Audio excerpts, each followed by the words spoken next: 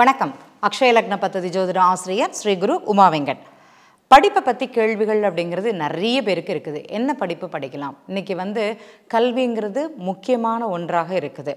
இந்த குழந்தைக்கு இந்த கல்வி பயன்படுமா அப்படிங்கிற ஒரு கேள்வி. ஜாதகப்படி எந்த கல்வி படித்தாங்கன்னா அவங்களுக்கு அது நல்லாயிருக்கும், பயன்படும், எதிர்காலத்தில் அவங்களுக்கு அது கை கொடுக்குமா அப்படிங்கிற ஒரு கேள்வி தான் எல்லாருக்குமே இருக்கும். அவர்கள் தேர்ந்தெடுத்த கல்வி சரிதானா அப்படிங்கிற ஒரு கேள்வியும் இருக்கும். உதாரணமாக பார்த்தீங்கன்னா, ஒருத்தங்களுக்கு அக்ஷய லக்னம் சிம்ம லக்னமாக போகுது.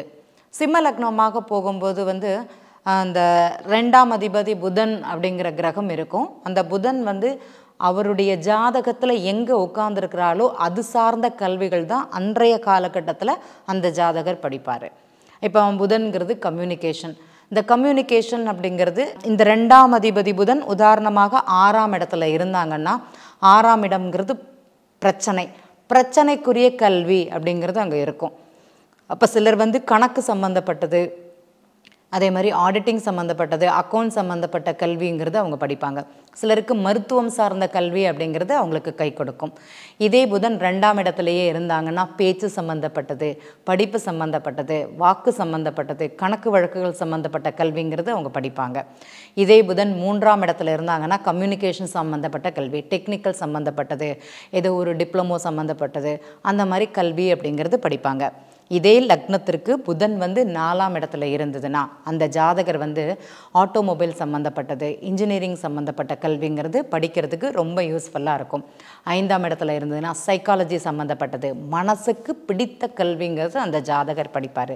இதே புதன் 8ஆம் இடத்துல உட்காந்துன்னு இருக்குது. 8ஆம் இடம்ங்கிறது ஆராய்ச்சி சம்மந்தப்பட்ட கல்வி அந்த ஜாதகர் படிக்கலாமான்னா தாராளமாக படிக்கலாம். புதன் 7ல் இருந்தாங்கன்னா நண்பர்கள் என்ன சொல்கிறாங்களோ அதுதான் படிப்பாங்க. நண்பர்கள் தவறான கல்வியோ சரியான கல்வியோ, ஜாதகருடைய கல்வியை ஃப்ரெண்ட்ஸ் சொல்லக்கூடிய ஒரு கண்ட்ரோலில் தான் அந்த ஜாதகருடைய நிலை அப்படிங்கிறது இருக்கும். அது கை கொடுக்குமானா கை கொடுக்காது. 9ஆம் இடத்துல புதன் இருந்ததுன்னு வச்சுக்கோங்களேன், அந்த கல்விங்கிறது தந்தை மட்டுமே நிர்ணயங்கிறது பண்ணுவார். இல்லைனா ஒரு ஆசிரியர்கள் நம்ம ஸ்கூல் ஹெச்எம் மாதிரின்னு சொல்லிக்கோங்களேன், எப்பா நீ இந்த கல்வி படிப்பா உனக்கு பயன்படும்னு சொல்லுவாங்க. ஆனால் அது எதிர்காலத்தில் பயன்படுமானா அது பயன்படாது. அந்த மாதிரி ஒரு நிலை அப்படிங்கிறது இந்த ஜாதகருக்கு. 10ஆம் இடத்துல 2ஆம் அதிபதி உட்கார்ந்துன்னு இருக்கும்போது என்ன கல்வியாக இருக்குன்னு பார்த்தீங்கன்னா தொழில் சார்ந்த கல்வி. ஏதோ ஒரு வருஷ கோர்ஸு 2 வருஷ கோர்ஸு அப்படிங்கிறது அவங்க படிப்பது சிறப்பாக இருக்கும். ஒரு சர்டிஃபிகேஷன் கோர்ஸ்ன்னு சொல்லுவோம், அந்த மாதிரி படித்தாங்கன்னா அவங்களுக்கு கை கொடுக்கும்.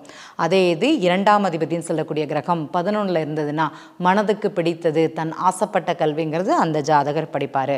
2ஆம் அதிபதி 12ல் இருந்தாங்கன்னா வெளிநாட்டில் படிக்கக்கூடிய யோகம், வெளியூரில் தங்கி படிக்கக்கூடிய ஒரு யோகம் அப்படிங்கிறது இருக்குது. ஒருத்தங்களுக்கு கல்வியை பொறுத்த வரைக்கும் 2ஆம் பாவக கிரகம் எந்த பாவகத்தில் 12 பாவகத்தில் எங்கே போய் உட்கார்ந்துருக்கலோ அது சார்ந்த கல்விகள் அப்படிங்கிறது இருக்கும்.